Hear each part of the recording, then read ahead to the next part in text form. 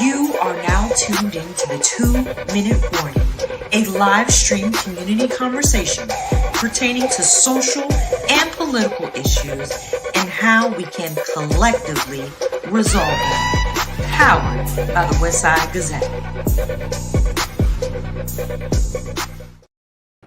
Oh yeah, let's get ready to rock and roll. What's up, man? What's up, my brother? Welcome back, dude. Welcome to the 2-Minute Warning. Yeah. Welcome This back. is a show powered by the Westside Gazette, the oldest, boldest, blackest newspaper in Broward County. And we back in the saddle. Back in the saddle again. I just want to bring this up to okay. Ink and Insight, young minds, bodies, bold voices. Here we are, spotlighting the power of youth storytelling and the fresh perspective that comes with it. Can we deal with that? Well, that's reason to get back together and talk about the future. I'm telling you, that's us. That's us. God has a way of working things out and making it the way it's supposed to be. Amen. Welcome back, my brother. Amen. It's glad to be back. Hey, man, it's good to sit next to you. And as the young folks used to say, kick the bobo. Kick it around, chop it up. Chop it up. Yes, that's what we're going to do. That's Yeah, what man. What's been happening with you? What's going on? You know, there's a lot going on, and I don't think we have enough time in the show to really get into everything that's been happening, but a lot of positive things, and you'll be hearing about it more and more as that time moves on. We'll probably have a few shows on some of the activities because it really impacts our community, and you know we're all about. And we're all about community. All about that's for sure. We're all about community. Yeah. Speaking of which, one of our community pioneers. Oh, This is my store. It's 100 years young. 100 years old. Young. 100 years young. For those who might not know about Miss Maud's store, you got to do some research for yourselves and find out just a little bit more about this mother of Broward County and the history she's made, and she has really created for us to be able to stand on, if you will. Yes, her list of accolades just go on and on and on. But if any of the young ladies out there have ever been a part of what's called the Cinderella Ball, that was the Lebanese and Miss Mart's store, and a lot of activities that they did throughout the years, helping young women stand up and truly be introduced to society, even at a young age. Right, and even taking care of the babies, collecting stuff that people in distress or who have fallen on hard times couldn't get, and she was there to fill in the gap. Absolutely. So salute to Ms. Mart's store, and but that don't cool it off anymore. I mean, it's hot out there. It's hot out there. I was outside just before I came in here to take something off the back of my truck, man, and I said, let me get in here before I become soaking wet. But nevertheless, we're here. Man, the heat is on, and it's just not Florida. You know, as we look at record temperatures all around the country, we're advising folks to adhere to the warnings. Please stay inside unless your AC broke. Hydrate. See, it's funny you should say that. You know, look, we all experience some difficulties at times. That I just had to call the AC repairman to the house. You know, it was extreme. It was 88 degrees on the inside, man. One part of the house, and so that's no joke. So go to places that you know are cool. You know, we see this time of year a lot of mall walkers and people that go to the local malls and they walk there. But just know adhere to a lot of what your meteorologists are telling you. Speaking of which, we're also in hurricane season here in South Florida. So hurricane preparedness should be at the top of our list. We should be hurricane prepared year round. Because we just never know. Floods, monsoons, we get it all any time of the year now. With global warming, there's a number of things that will impact you tremendously. So I never had sandbags growing up. Sandbags, but my neighbors and I are even engaging in sandbags, getting sandbags, and looking at making sure all the other supplies are there. For those of you that like generators, follow the protocol, follow the steps, be safe with it. Get your non-perishable goods and your water, and just have it on hand. We're starting to get into the August and September months, which are the most active months, but get with your homeowners associations and your civic families, associations, friends, and family and friends. Make sure you got a plan in place. I got to say this. I'm noticing, well, right now we're in a, what do you call it, gentrification, where things are happening. And I see that our internet is being affected because of what is surround us, what is taking place. It's amazing how gentrification causes all kind of problems that we don't even pay attention to until it happens. So when you overbuild and overconsume in a certain area, and the infrastructure is not, it didn't grow with the. But the black people suffer, man. Absolutely, absolutely. And that's what absolutely. And that's what gets me. Yeah, but here's the thing: you put 100 pounds in a 10-gallon bucket. Something has to give. Yeah, something has to give, and this is where we complain. This is where we contact our local officials, our city officials. We talk to our public utilities, and continue to use your voice. Okay, we'll do that. Let's do this. I see our other host is backstage. He's backstage. But before we bring him on, I just want to if I can set the stage a little bit, and we're gonna bring him on. Good evening, family, and welcome to another edition of the 2-Minute Warning Show. Your quick shot for truth, insight, and community bonding. Right? Today's episode is a special one. We're joined by two of our very own high school intern writers, and we'll introduce them later. But we're going to stop right there and bring in one of our original hosts, Mr. Perry Busby. Are you there, Perry? What's up, fellas? What's happening, man? Man, we haven't been back together in a while. So. Hey, what's that you got on the back of your screen? What is that, man? What's that on the back of your screen? What you doing, Perry? Now. Just it says release the Epstein files now. Now. Now. We got young yeah, people man. on the show. Glad to see you, brothers. Yeah, absolutely. Absolutely, man. What's going on? I'm sliding in here. Oh man, I'm sliding in here like Eddie King at the talent show. But no, man, all is well. Heard you guys talking about the heat. I have a screenshot, man. Last week we had a day where it was 100 degrees at 8:30 in the evening. I took a picture. You got a screenshot. Talk about hot. Yeah. 8:30 degrees at 8:30 in the evening. Put that screenshot up here. Can you put it up? Oh, we have to. Let me find it. I'm gonna pull it up. Yeah. Okay, well, you go ahead and find that while you're doing that. Now we got something interesting happening here in Florida. Jacksonville. Yeah. Jacksonville. It's interesting. I have family there, and I gotta say, last year we had our family reunion in Jacksonville, and it was powerful. We have our matriarch who lives there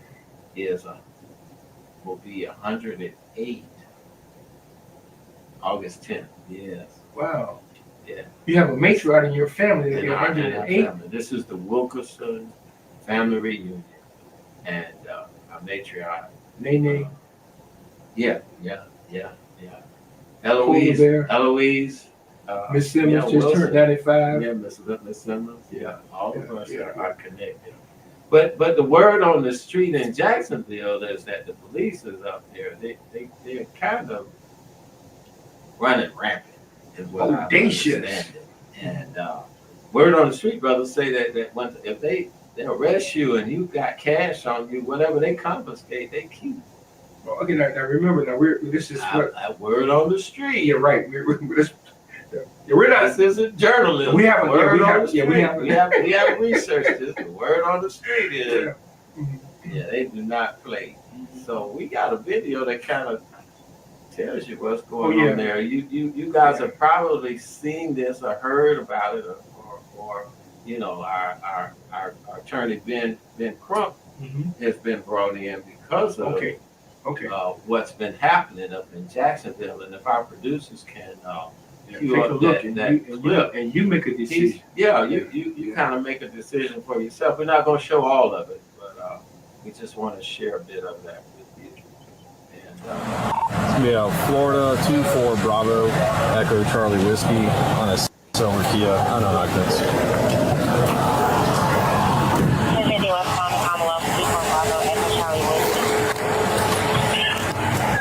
Yes, sir.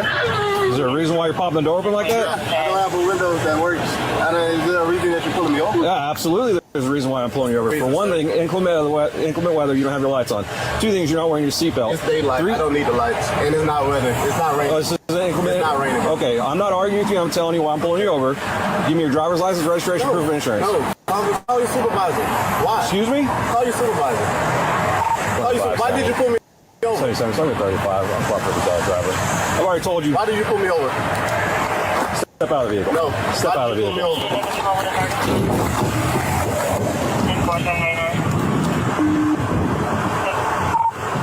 25-7. For 9-4, the driver just slammed the door and locked it. Call your supervisor. Yep.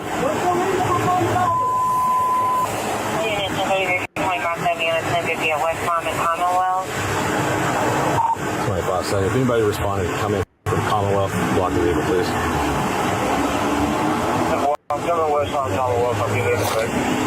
Keep your hands where I can see them, sir. My camera's on too. I've already told you. Okay. Okay. Right now you're under arrest for resisting. Do you understand? You're under arrest for resisting. The longer you take us on, the worse it's going to be.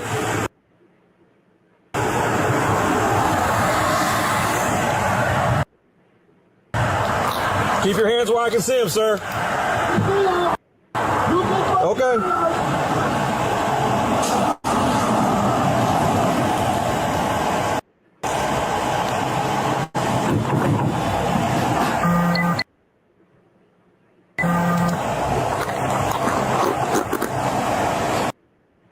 Sir, this is your last warning to open the vehicle and exit before we're going to break the window. Open the door and exit, or we are going to break the window. Open the door and exit, or we are going to break the window. Well, we're conducting a traffic stop right now. You need to. No, he's under arrest. Hey, I'll lock the car. I'm gonna push it up. Open the door and exit. You are under arrest for resisting.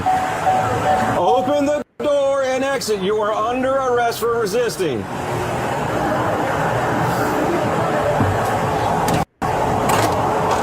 Open the door and exit. You are under arrest for resisting. Open the door and exit. You are under arrest for resisting.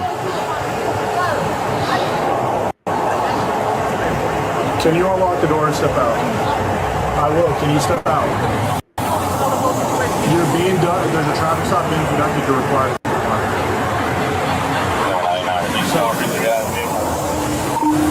Vehicle's blocked in. Yes. He's locked it up. Putting the window down. Correct. I tried to talk to Huh? Okay. So what did he ask for me? When he, I guess, When he pulled me over, he walked up, opened my door because my window don't work, right? And then I said, so what I did wrong? Yeah. He said, well, for one, your headlights are off under this weather. I'm like, there's multiple people headlights off. Okay, that's still and then there's no rain. It doesn't matter. You're still required to have headlights on. Can you pull that law up? Huh? Can you pull that law up? Yeah, when you step out of the car, I will. Hey. Can you call your supervisor? Huh? Can you call your supervisor? All right, go for it. Exit the vehicle now! Exit the vehicle! Show me your hands. Here. 1033 at 1621 hours. I'm here. What is your reason, sir? What is your reason? Step out now. All right. No, don't touch it.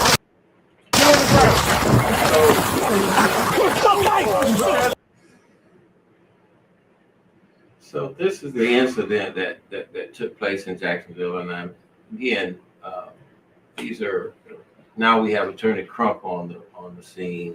There have been other press releases and press conferences in reference to this case. So, you know, I don't know what else to say about this. I just wanted to, You know, I've been stopped before. I've been able to hand my ID out the window. I have not ever had to exit. In most cases, I've been told to stay in the car. And, you know, we as black men, we always want to make sure our hands are visible, which, you know, he complied with. Barry, what's your thoughts? Well, I mean, to see it go from 0 to 1,000. You know what I mean? You begin to hear the policeman bark so many commands that, okay, which one do I comply with?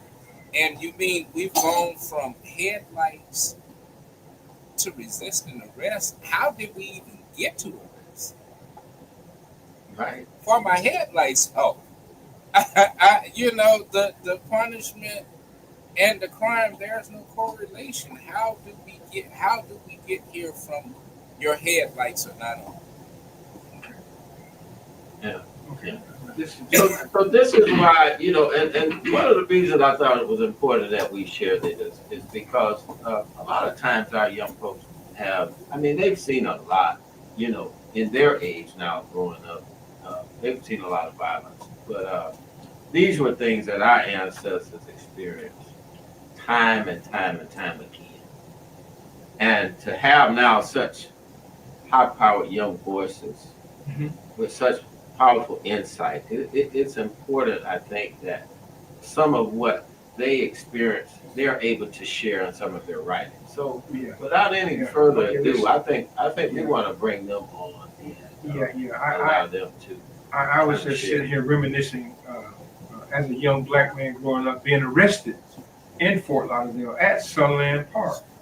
You know, so I was reliving what had transpired here, but that's a whole other story.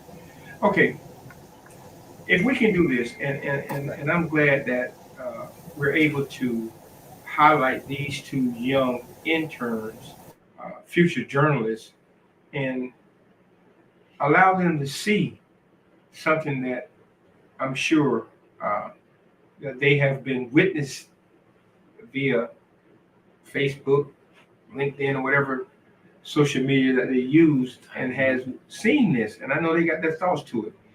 I just want to say the future voices of journalism, culture, and advocacy. In a world that often talks about young people, today we're going to talk with them. Let's hear how they see the world and what they want to change. These young folk are the pens that will write tomorrow's headlines. So let's lean in and listen. Who you got, Dave? Well, I've been blessed to have Miss Jahziah Defoe. And let me just tell you a little bit about her. She's an honor roll student at Fort Lauderdale High School. She interns with the Court TV attorneys and also is a part of Team Broadway and is a director at the LA League YMCA. She's a senior class president. That says a lot right there, as well as a Cambridge diploma recipient. She's also a cheerleader, praise dancer, Girl Scout, and that's just to name a few. So without any further ado, if our producer can bring on Miss Jahziah Defoe. Hello. All right, Good very good. evening. Hello, how are you? I'm good. Okay, before we get into this, I want to bring up our second guest. And I had the privilege of meeting this young lady in my office and kind of drilled her. And I was so impressed over the fact that she didn't flinch. She never wavered. She held true to her mission. She's a senior at Western. She's on the yearbook staff there. She loves sports. She loves to write about sports. But what got me the most, what moved me the most, was the fact that I threw her right into the fray of covering her story. And she did an outstanding job. And that was the inaugural celebration in Pembroke Pines of Juneteenth. And she did an excellent job. So if we can bring on Janae, I certainly would appreciate it. Janae Torrier. I'm not going to try to mess up your first name, Janae. But bring her on. Here we go. All right. Hi guys, how are y'all doing today? Very good. Doing very well. Mm-hmm. So here we are.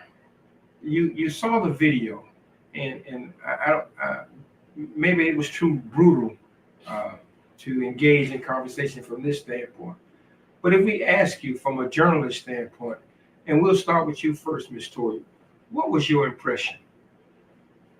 I think my impression of the whole thing is just why. It's just a question of why.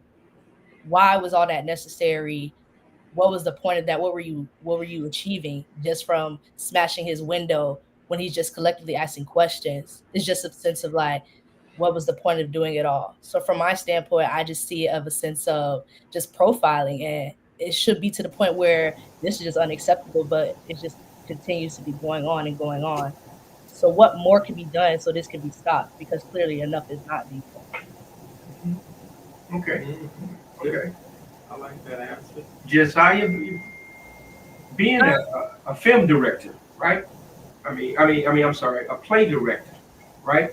I'm sure you're looking through this thing through different lens, so what do you see? Because I originally first saw his video on TikTok, which I was like, okay, this is what I'm seeing, but I never saw the officer dashcam footage. But seeing that, it's really just like, it goes back to what she said about the profiling and about what Mr. Busby said about taking it from 0 to 1,000. Just from him asking the questions, they just got so agitated and they took it farther than where it needed to be, to where he was getting hurt. And it was just like, why? That back to what Renada said, it's just like, why? So yeah, coming from a theater aspect, it's just like, that's not acting. This is how these people truly act. But seeing what he did that just took them to that high level is just confusing. And it's a question of, when are we gonna be able to stop asking ourselves? Wow. Well, I gotta say, I think both of your answers really kind of, like I said, personified that incident. And in journalism, it's important that when you cover a story, you cover it accurately, and do your journalism research and get as much of the details as possible. I don't know, man. How would you write something like that? Well, how would you tell that story? Okay. From a youth perspective, what do you see as the state of our community? What is it? What do you see? And we'll go with you first, Jahziah. From a youth perspective, about what I see in the community. Yeah, what you see as it pertains to our community, perspective of the state of our community. I think it definitely has come a long way, just based off how it looks and then the people. But I think mostly the people are the same, but also there's people coming in, as you guys were speaking earlier about gentrification, and you see the new buildings as well as new people coming in. But I think overall as a community and what I see, I think it's doing good and okay, just getting more involvement. But overall, like, it's just gonna take time to get better. But where it is right now, I don't think we've moved backwards. But I'm only 17, so I haven't really seen much in my years. Like, I don't really think we've moved backwards. Keep continuing. To piggyback on what she said, I 100% agree. I just think in our community, we do have a lot of strength and creativity that can be presented in our community that isn't. But also, you still see that sense of racism and inequality that's still in these systems. And it is holding us back from having that ability to, feel like ourselves in our own skin. And it's just unfortunate. It's just like we're constantly fighting to be heard and treated equally. And it's just like, why? In my own neighborhood, in my own community. It's like we're silenced. We have no sense of respect just because of the color of our skin. And we're just all growing from that.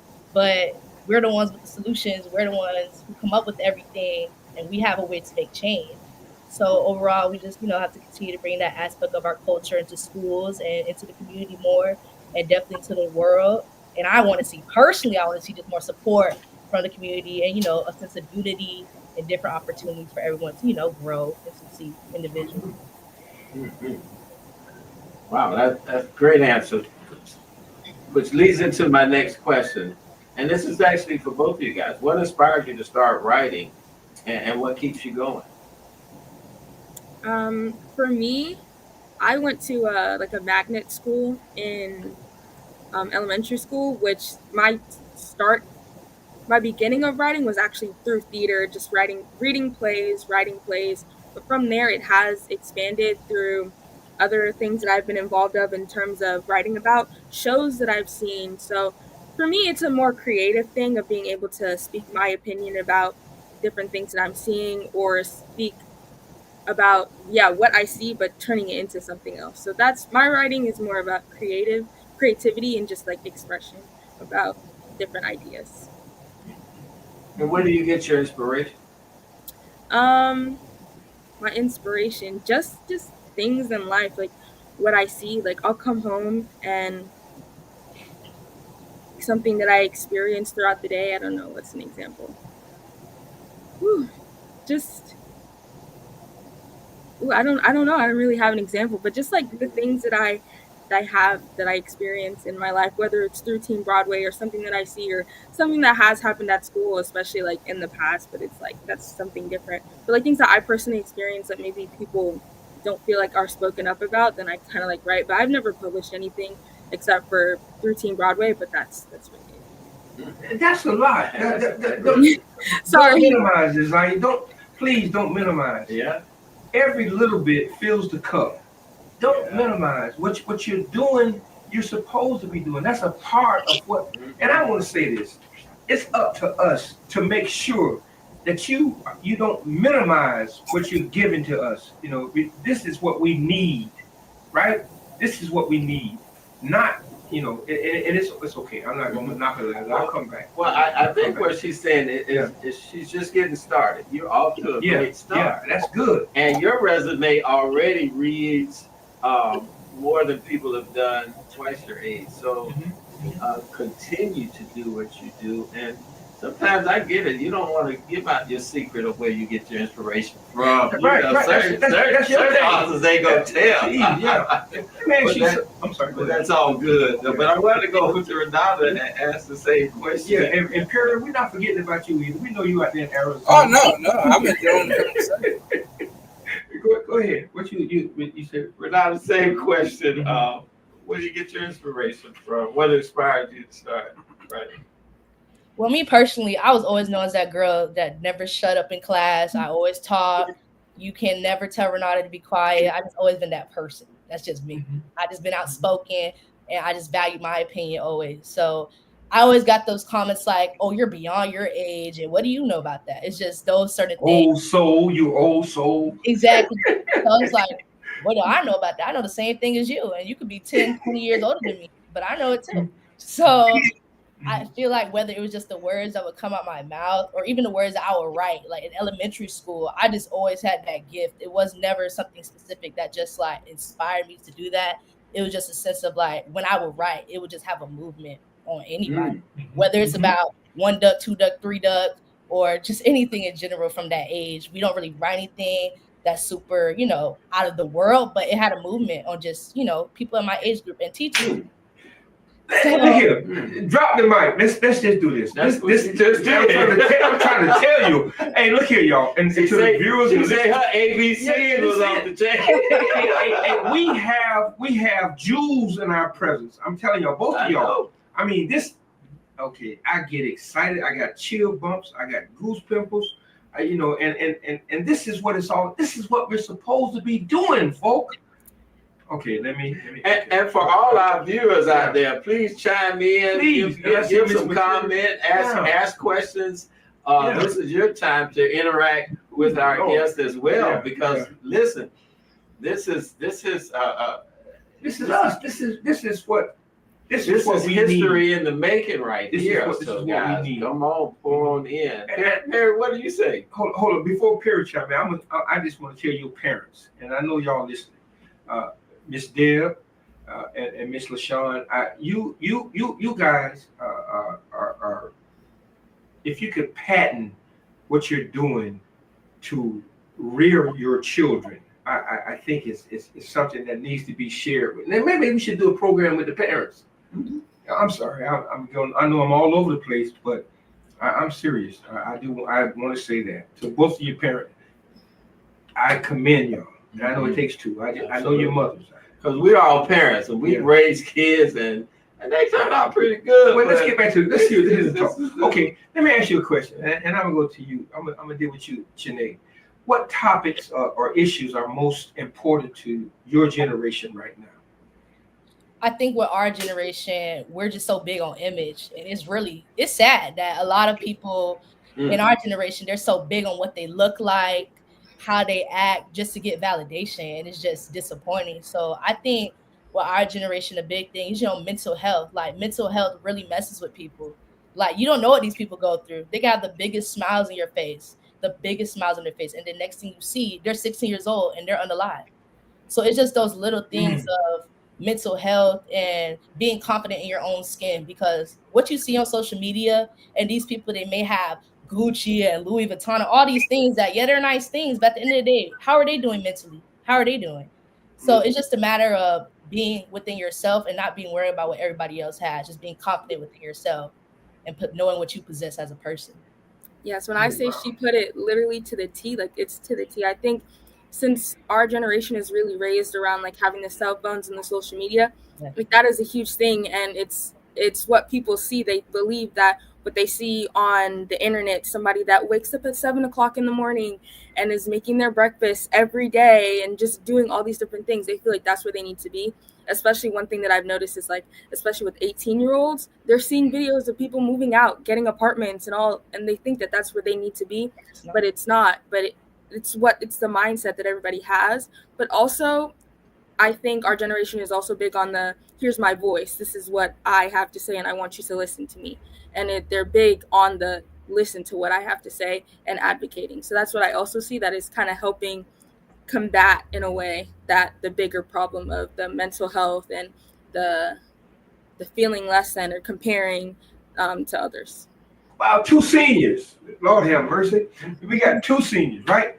So we got a film producer, and we got a journalist. So who has put this thing, y'all? I'm prophesizing, right? So Jahziah, Janae, the next big picture, the next big play, Broadway, will be what you two put together, right? What y'all come up with. So I'm done. Perry, you got something you want to say? I'm done. I'm done. We're doing our part. Come on, Perry, you laughing back there, man. Come on for Arizona. All right, Deacon here. All right. Excuse me. Renada and Jahziah, I love this conversation, and just in awe at all that both of you have accomplished through your art and your creativity. And that sometimes is a lonely place growing up, being a creative among others who are trying to fit in. But you use that to communicate, and get your voice heard, Jahziah said. My question is, I want to ask you guys something that I know when I grew up were things that I thought, but things my parent would never have asked me. And I know as kids, we all grow up and we say, when I grow up, I won't do this with my kids. Now, none of us have ever been bold enough to tell our parents what that was. But I want to give you a chance for us to understand, us as grandparents and parents, because that's part of the struggle that holds back our progress, is just trying to understand within the village. Jahziah and Renada, I mean, how would you express some of those things that you feel are the things that begin to hold you back to that progress? Can you repeat that question one more time for me? How would you express to this community the things that we don't need to repeat and you guys don't need to repeat to your children? That whole, when I grow up, I won't do this to my children. What are some of those things that you see that we should not be replicating?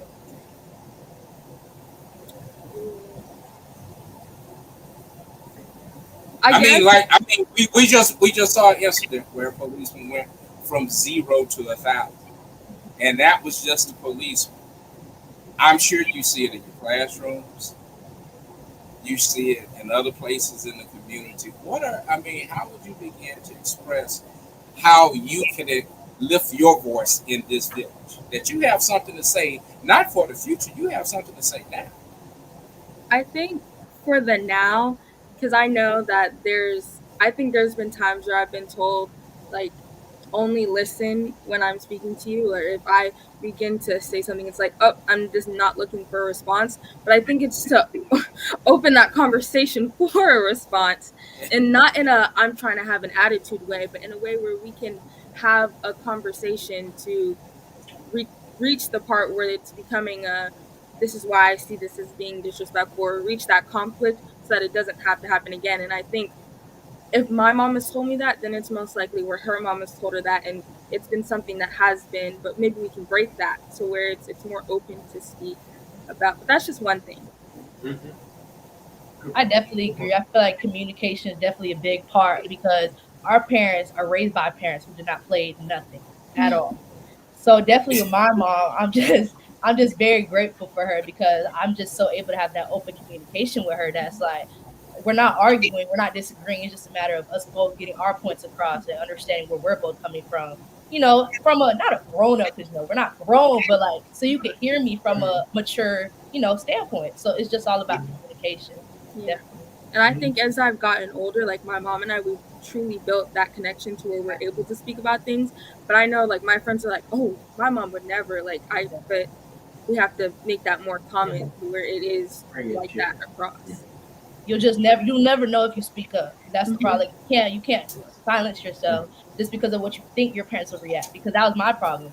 I would think, oh, she will freak out. But once I talk to her about it, she understands where I'm coming from. Because at the end of the day, she was my age.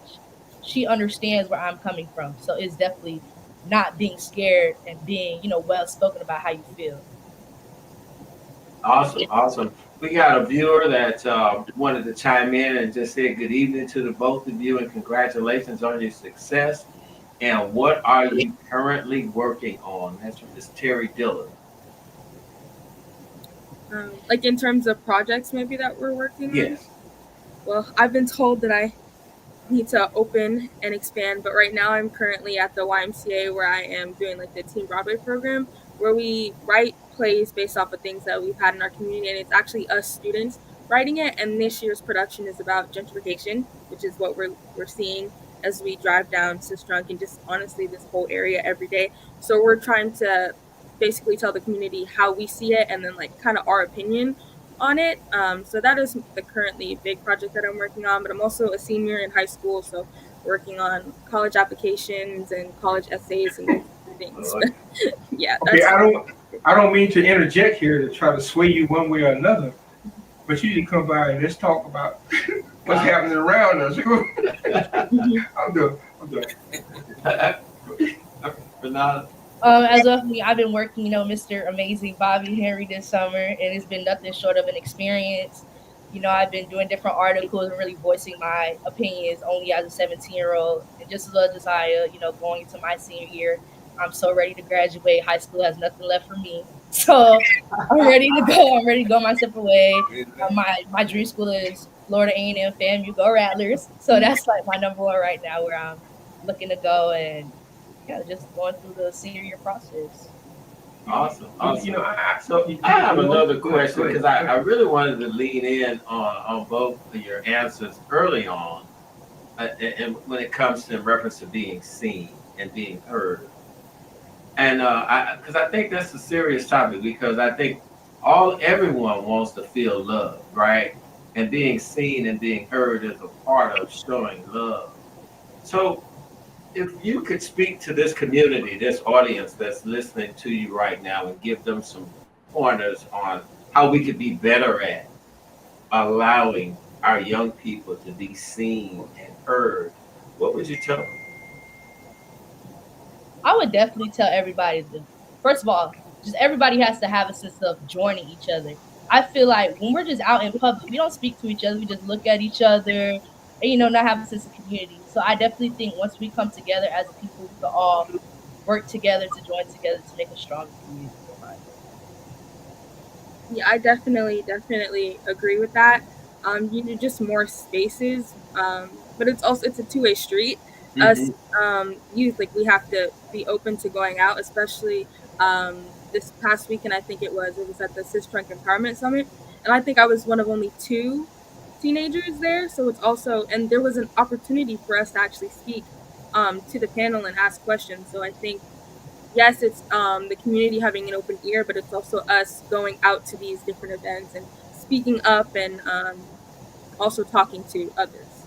And it's at so easy to be super stubborn. So it's just a matter of, speaking out and understanding that we only get this chance once. We can't just be silent and silence ourselves. Because you said something earlier, Renata, in reference to. You cut me off? Well, go ahead. She made a great point on communicating. Disagree? Go ahead. Talking, just saying hi. Yeah. I mean, this generation, a lot of times, I know I walk by kids, they got the buzz in, they're on the phone, so it's always not an open space or place to. And then sometimes us old heads become judgmental, and we just want to say y'all ain't about, And I want to tell the truth, so that y'all can kind of help co-interact with us, or in some cases give us opportunities so that we are not judgmental. Because I always want to pour into our young people. There are a few of us like that. Yeah, for real. I want to do this thing. Okay, Roberto Fernandez. Roberto is a teacher in the system as well, and he's a community activist. Yes. His question is this, and then I'll come back.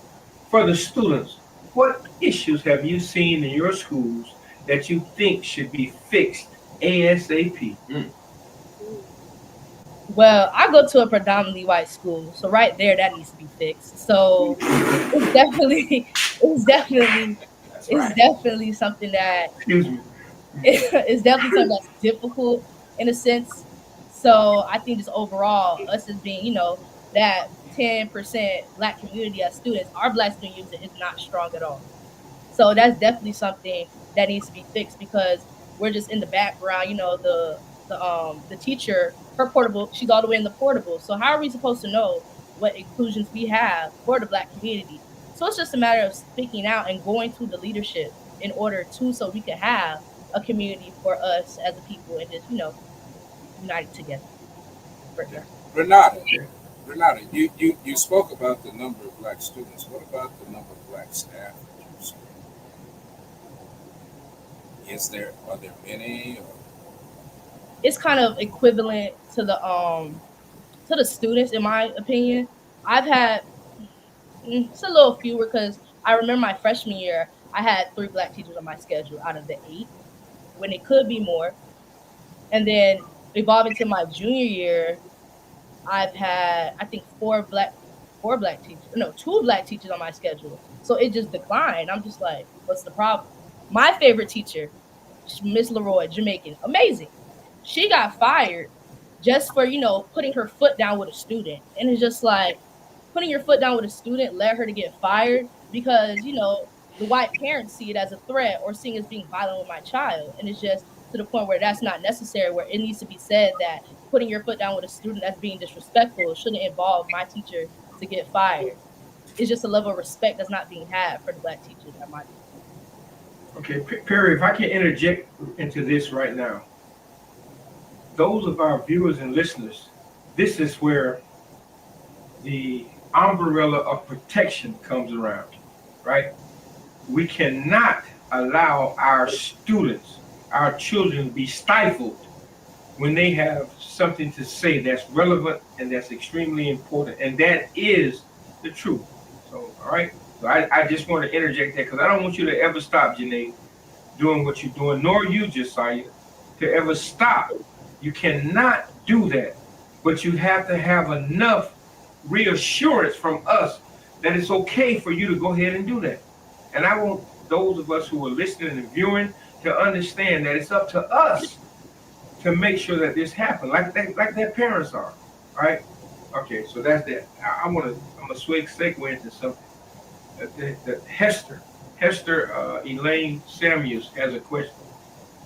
Have a comment? Question. She said, go ahead. How do the two inspiring journalists feel about the seemingly anti-press comments made by many?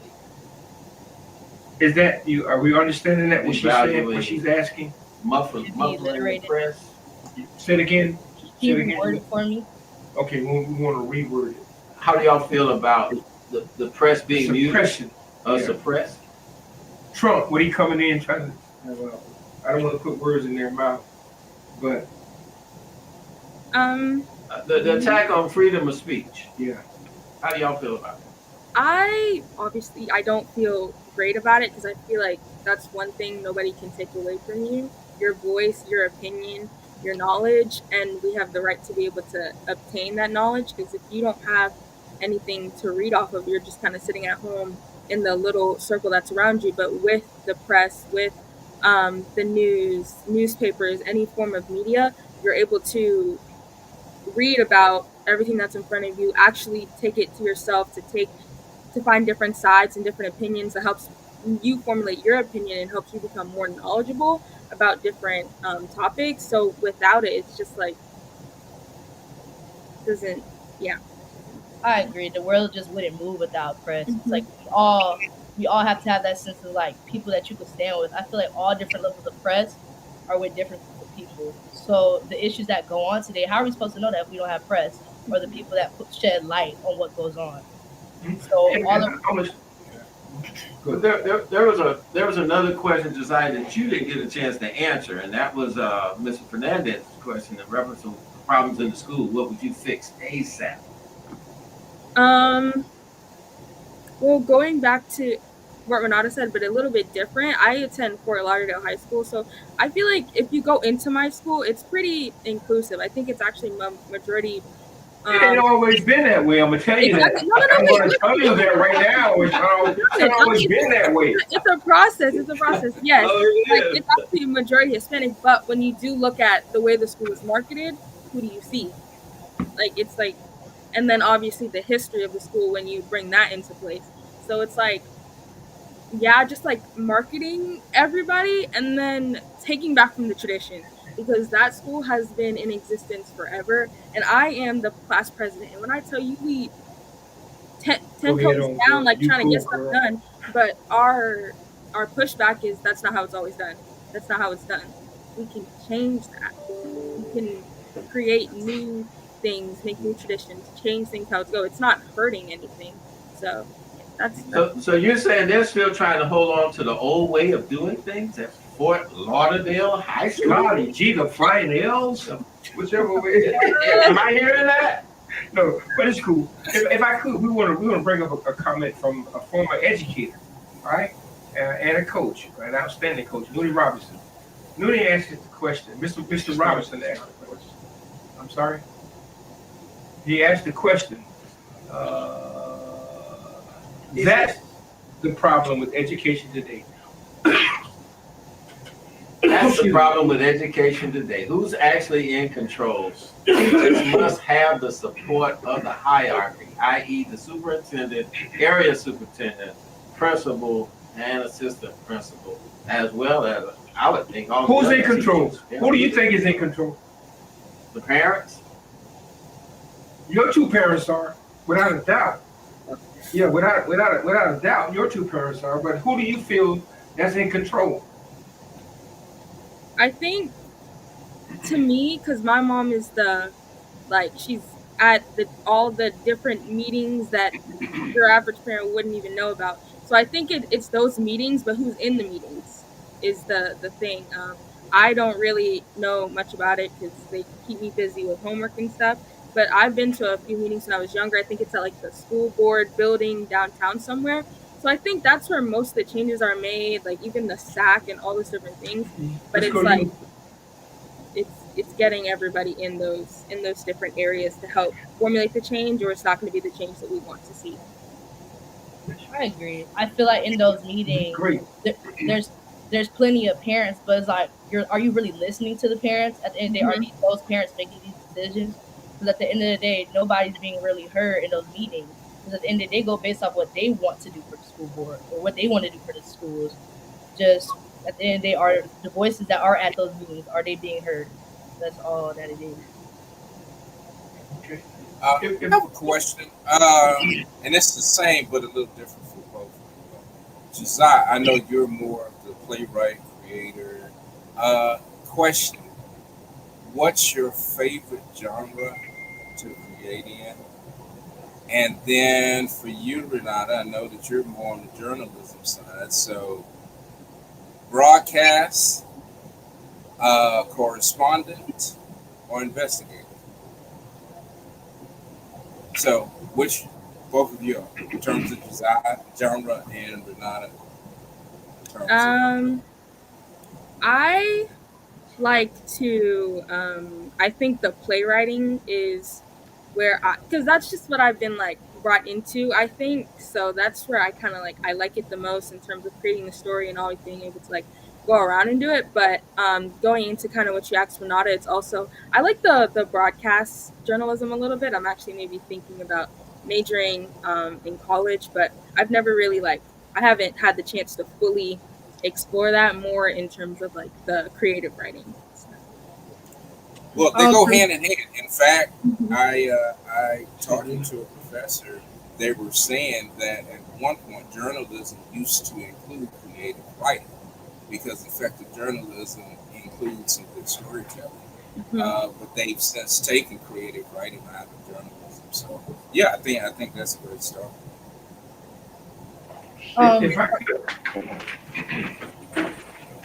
Okay, point. Nina Justice just brought up an interesting point. And she asked the question, how engaged are youth in politics? And do you think politics are relevant to the change you speak about? 100,000 million%. Who's that? Said that? That's you, Janae? Yeah. I just feel like who we have in office. Frozen on the screen. Go ahead.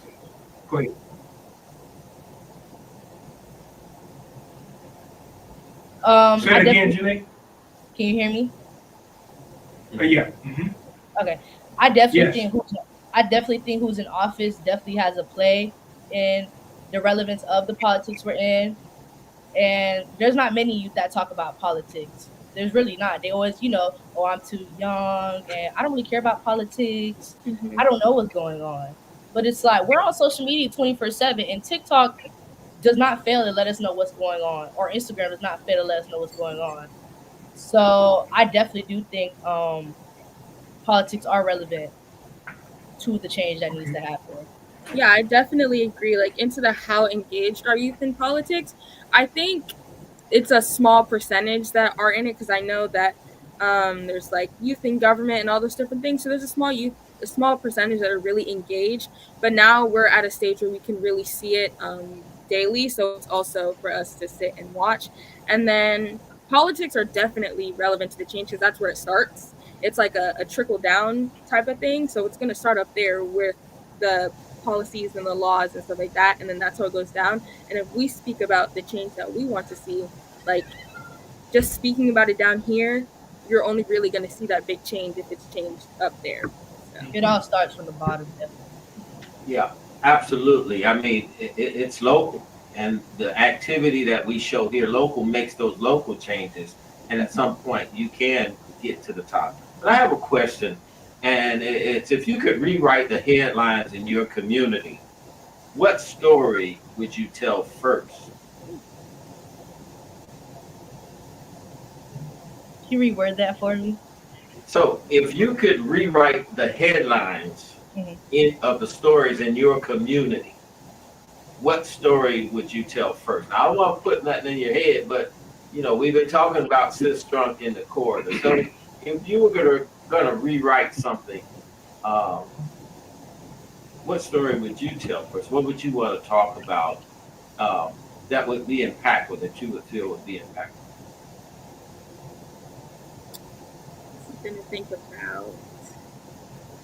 I don't know. I just feel like. You see these stories about, for instance, the man and Jack, the young brother and Jack.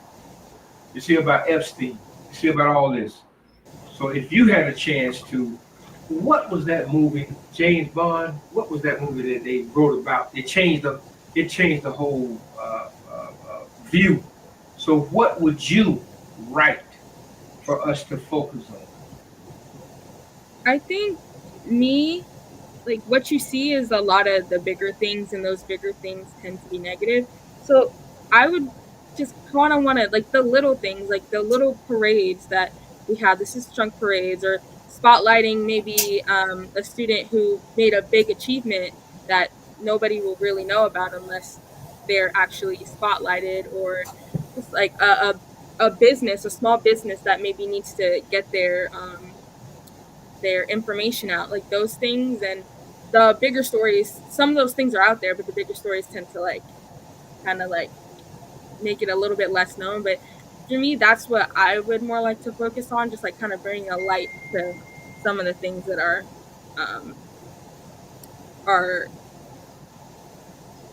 put out. I agree. I just feel like shifting the atmosphere to focus on like the growth and like the innovations that are made into the community, and kind of bring us into like power to it, and to see ourselves and just like through all the pain that our communities have went through, and just seeing where it has evolved, because there's so many more things that have been added onto it. So definitely kind of just shedding light, just exactly what Jahziah said. Stories that go against the stereotypes that are kind of like. Okay. We want to be conscious of the time because we're dealing with youth, even though it's summertime and you guys ain't got to go to school. But we want to be cognizant of that. I have a question. Well, we're at the top of the hour. I know. But I have a question. Go ahead. Okay. What's one thing you wish adults better understood about teenagers today? I just personally wish that adults would not kind of stay on the fact, oh, y'all are just kids. Y'all know what y'all talking about. Because at the end of the day, we all have our own opinions. And just sitting there saying that we don't know anything, it's just like I can win the lottery on the amount of times I hear that. So us like teenagers, we're just so much more aware than adults could be sometimes. We just know things that they aren't able to understand, that we deserve credit for. And the amount of exposure that our generation has been through in like the last couple of years is just crazy. And honestly, we're very different, like I said before, to how they were raised. So it's definitely about how we care deeply about, the world around us, from, what goes on socially and then what goes on mentally. It's just a matter of, them understanding that we have a voice and that we see more things than they do. And just that we have goals that we want to achieve and for our future.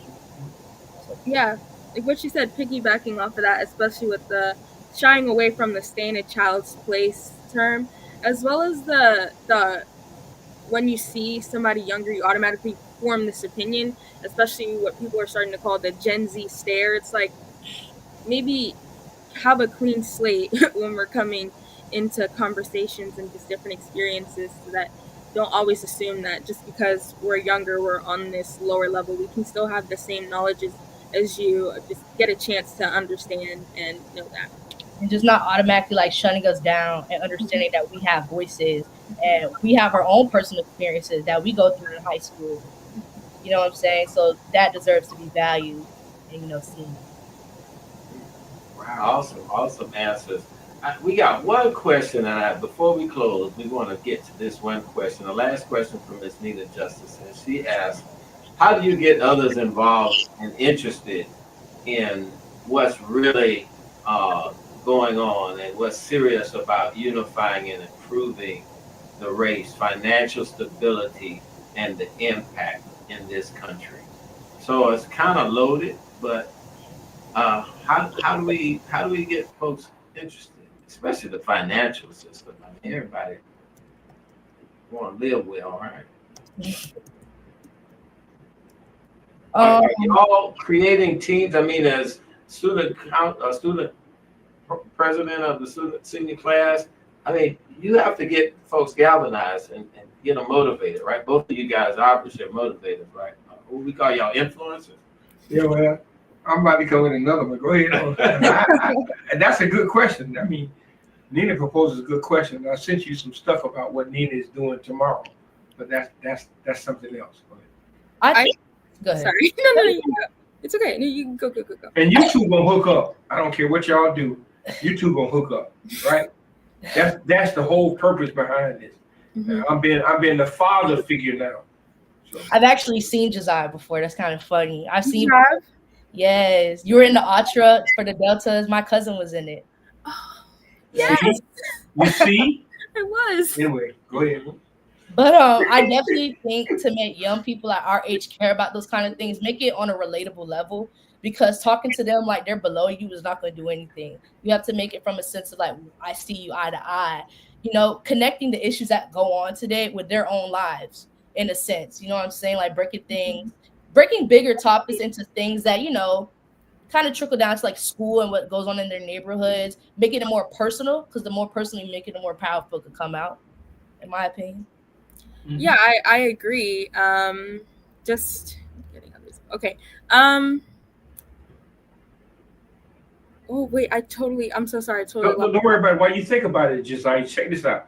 Terry Dillard, who is a contributing author, a writer to the paper. Terry asked the question, do you have a favorite politician, right? Do you have a favorite politician? If so, who are they and why do you admire them? And she asked this question because she delves deep into different topics, right? She goes in a little deeper. And that's somebody that you two need to have a conversation with as well. So I'll repeat the question. She asked the question, do you have a favorite politician? Not a politician, a politician. And why? Okay. I personally think during the election, I really connected with Kamala Harris, because she definitely was a breakthrough for American politics. Like, as the first Black woman to run for office, like, who was going to expect that? And for her to, make the difference that she made, even though she should be in that office, but she made a difference from what she's able to do, being the first Black woman. And, for me being like a journalist and seeing someone who looks like me and is, was running for one of the highest offices and was in office as the vice president, it just shows that so many barriers can be broken for us. So she was definitely somebody that I connected with personally. I don't have a favorite politician. I think I am guilty of not being as involved in the politics of both local and throughout the country, mainly just like the big things that everybody might be talking about. And that is definitely something that I want to change, because my exposure shouldn't just be the current event my law teacher is telling me to write. So as of right now, I don't have a favorite politician, but I truly hope that this year, and honestly starting today, that I can start to get into that more and into that research, because I kind of have this mindset of, okay, wait, this is kind of depressing, but it doesn't have to be. So yeah, that's one thing I'll say for myself. Don't want it to block that creative flow. I'm telling you, you took. I see you keep Jahziah from a psychological standpoint, a therapeutic point. You took a chance of exposing yourself to us, right? And that says a lot about you as a person. You're willing to grow and to learn, right? And that means a lot. So do not diminish your self-worth because you don't know about freaking politics. Don't make me cuss now, all right? All right, you good. And Janae, y'all two, anyway, I mean, go ahead. We're gonna close that. Yeah, we're gonna go ahead and close out, but such a powerful episode here to have you two on, future journalists, to be on and just sharing your thoughts and help giving us these old heads some insight on what's really happening with our powerful young journalists. So I say the future's bright, and I'm going to turn it on over to. All right, I'm gonna cut. Listen. I want you to do this. If you had a mic for 30 seconds to speak to your city or to speak to us, what would you say? 30 seconds, you got it.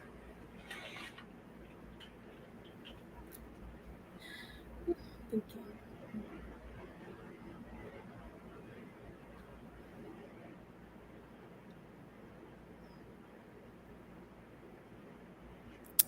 you. Okay, so I would say, first, I would introduce myself. I am Jahziah Defoe, and I just want to say that as a community, we are doing a good job, but we can also continue to grow in terms of wanting better for ourselves and creating that better, and not shying away because this is happening, but also acting on that activism and acting on that voice and continuing to grow as a community, and not only as an individual, but lifting each other up as we go.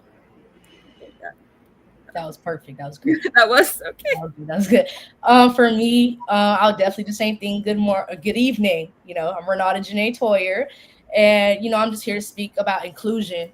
Living in Davie, you don't even think about people that look like me living in Davie. So it's definitely about the feeling of being heard and valued and involved in the certain decisions that shape the future of Davie. It's a nice city, but it's just a matter of inclusion, meaning Black voices in leadership, and more support for Black-owned businesses, and equity, education, and opportunities for those in our community in Davie. And not even just about diversity. Like, let's act on that. Let's act on the amount of diversity. Because yesterday, I was in public, so I was like, wow, are those my people? You know what I'm saying? Like, seeing that makes me happy. So definitely it's a sense of diversity, and knowing that we can all rise together to make the community stronger in all different aspects, for sure. Wow. Okay. Pure, you got something you want to say? Then I'm going to close it out. No, you can close. Okay. And to both of you all, I see you got your family watching. Marlo Wright, do you know that person? Oh my God, my God. Yeah. So everybody is tuned in. And with that, I want to say from the bottom of my heart, I want all of us who are genuinely concerned about our future to be a safety net, an umbrella, and a source for these young folks to come to when they need us. Don't back up. We cannot be afraid.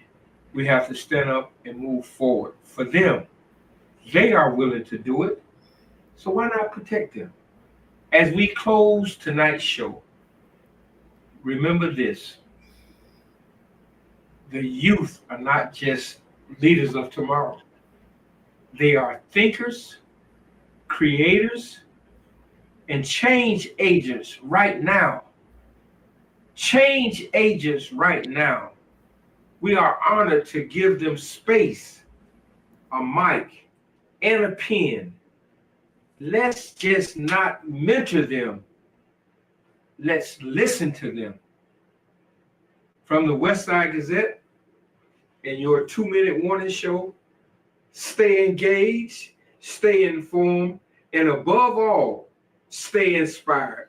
Peace and purpose. Now, God dog it, let's go out and do something. God bless you all. Thank you so very much, young ladies. Really, this is hope. This is truly hope. Thank you both. Thank you all for the opportunity. Yes, thank you so much. Yes. God bless you. God bless you.